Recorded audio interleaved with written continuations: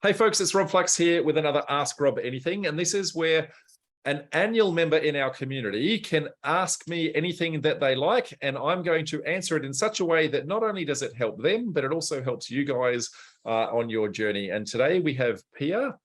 So Pia, you're based in Sydney, but you're trying to do a deal in Victoria, is that correct? Yes, that's right. Yep. So what are we trying to do in Victoria, and what's troubling you, and how can I help? Well, I have a building contract to review, and the build is a rooming house, 9 rooming houses in Victoria. So I got the building contract from my builder, and basically what I want to know is what the main points that I need to be aware of in this contract.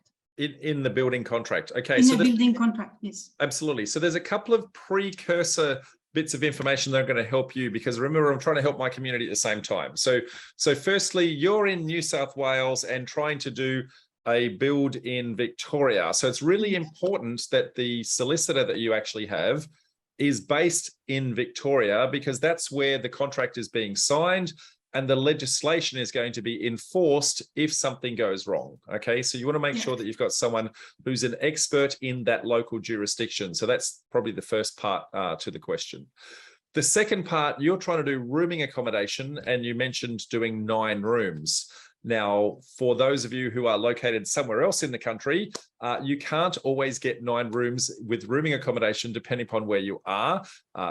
Places like Brisbane will be as low as 5. Other places are slightly less, but you can get anywhere up to 12, depending upon where you are in the country. So know that, I guess, the number that you mentioned, I guess, is, if anyone else is listening, is really based on the jurisdiction. So that said, what you asked is building contract. What are some of the things that you want to start to look out for?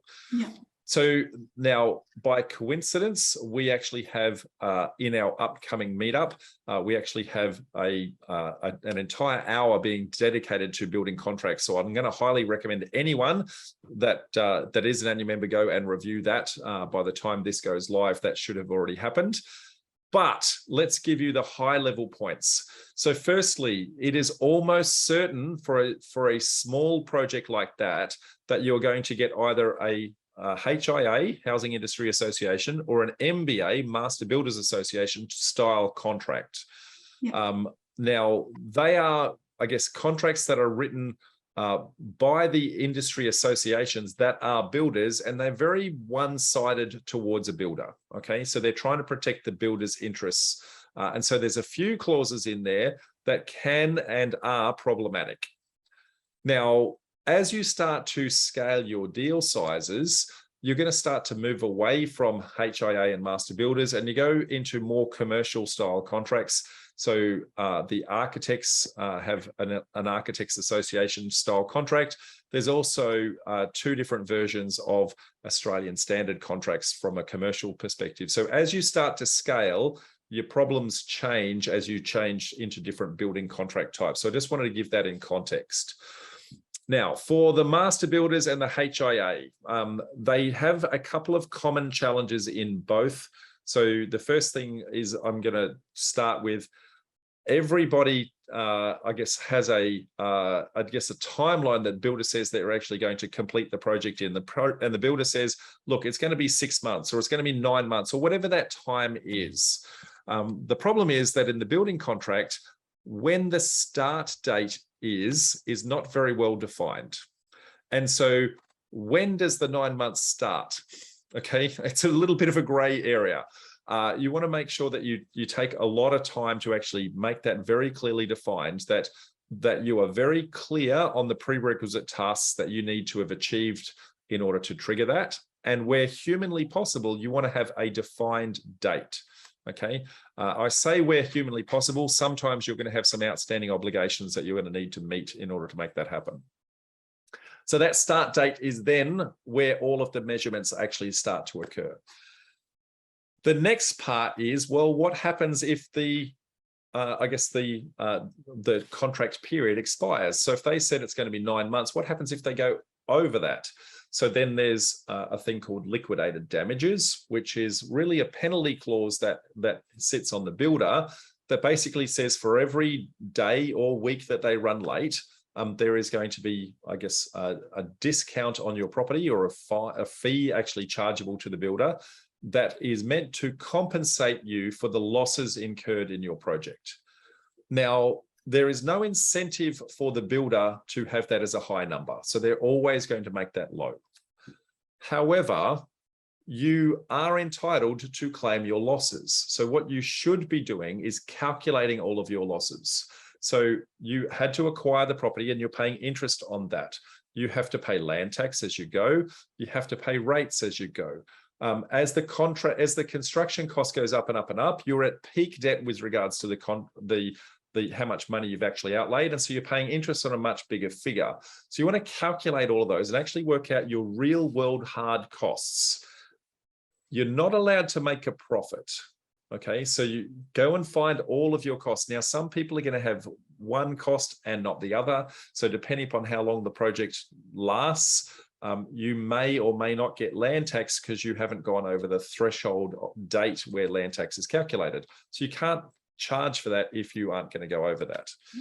So calculate that out. And typically it's going to be much higher than what the builder is actually going to ask for. Okay. Now, the builder will always be reluctant to have that really, really high price point.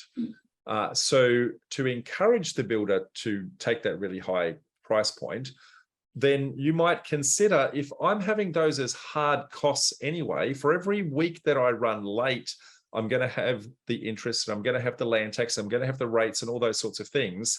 It's only fair to say that for every week that I finish early, that's a saving to me. So if you were to offer to the builder to say, well, if you finish early, I'll give you a bonus, and if you finish late, I'll give you a penalty, then you've got, I guess, a carrot and a stick that is fairly weighted and fairly balanced in order to do that. The real question then becomes, well, if I'm going to give a bonus to someone, are they going to pad the date too long?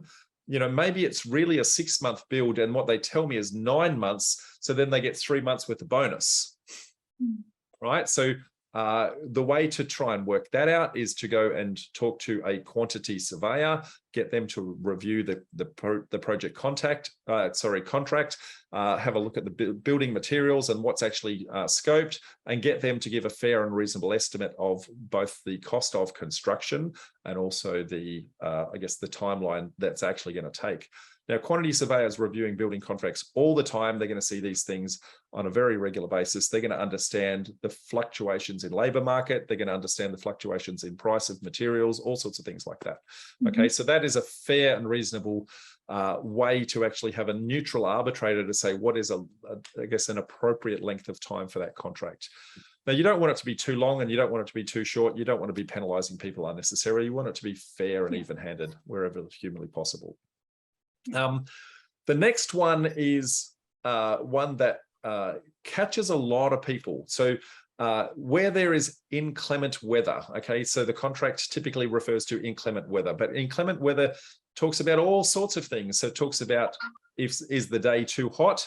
It talks about is it too windy? It talks about is there rain? But they're very arbitrary. You know, it just says, look, if it's too hot, we're not going to work. Well, what is too hot? It says if it's too rainy, we're not going to work. Well, what is too rainy? There's no definition. That's very, I guess, loose. And so it's very easy for one person to try to justify, hey, I can't work that day. And easy for the other person to say, well, you should have been able to. It wasn't that bad, right? Just wear some sunshades. You should be fine. And so defining those things is really important. And then how and where is that actually measured? So, for example, if you're going to measure rain, then is that measured with a rain gauge on site, or is that measured at the Bureau of Meteorology, who has a rain gauge that they're measuring for everyone all the time? Now, maybe you don't have a Bureau of Meteorology nearby, so that might not be something possible. But if it's close by, that's probably a fair and reasonable way of actually measuring that. And then that becomes an official public record. The other thing is, well, when does the rain occur? Now, if you're digging foundations and the earth is exposed, then 2 or 3 millimeters of rain is going to make the site very, very boggy, and you can't put heavy machinery on there because it's going to sink, and it might take 2 or 3 days to dry up. But if you're further along into the project and you've got the roof on, then you might have 20 mil of rain and people are still able to be inside doing all the work that they need to do because they're not really impacted by it. So having a sliding scale on some of these things at different stages of the contract is something to consider. And, you know, I guess being very fair and reasonable on that is also, I guess, a good idea. They're probably the ones that catch most people. There's lots of other loose ones that that might apply. So, for example, if you don't pay your bill on time, then there's going to be penalty interest rates that actually will apply to you. So, but there needs to be a mechanism to say, well, I've got a problem with the bill. I need to be able to challenge the bill. So I don't want to be penalized because of the fact that there was a question there. So you need to be able to say, well, what is the, I guess the, you know, does that timeline pause when you're challenging a bill? But it needs to be challenged for a fair and reasonable thing. So you can't just challenge every bill and delay your payments, okay? One that I like to do where humanly possible as well is the way that they do the breakdown of payments. There are certain stages where the payments are actually broken down, where you pay certain percentages. Typically, by the time you get to what is called practical completion, you will have paid for 100% of the build contract. However, and I'm going to sneeze, so hopefully it doesn't. Let's see where that goes. However, there are still a couple of little elements of the build that still have to play out. So minor defects. So is there little nicks and dents and scratches and that sort of thing that need to be repaired? If you've paid all of the bill, there's no incentive for the builder to come back and do that in a hurry. They can move on to another paying contract and not come back. So for me personally, what I like to do is I like to hold back 5% of the build contract as a final payment for minor defects. And I put a little condition in that says, at practical completion, I have 1 week to get an independent building surveyor or certifier, depending upon the state you're in, to come out and review the site and give a list of minor defects. So I've got 1 week to do that, so that I can't have any delay in doing that. I'll hand that list to the builder, and when the builder repairs all of those and signs all of those, then I pay the final 5%. Now, most builders are actually okay with that. And the reason is they don't really want to be dragged back and forth for tiny little things, when what they really want is, look, I get a list of all my problems all at once, clean it up, and they can move on. They can get all their trades, go off to another site. So it actually makes it more efficient for the builder, because the last thing they want to do is get the painter back to fix one scratch, and then a week later you find another scratch in another building or in another room and have to bring the painter back. It's a pain for everybody. So, you know, it's a nice way of actually doing that. It might take a little bit of conversation to actually have that, but very worthwhile where you do. Probably the last thing is, and the legislation that sits around this is going to be very different in every state, so I have to be very careful with my wording here, but our financier is going to want a fixed priced contract, okay, so that they know exactly how much they're actually funding.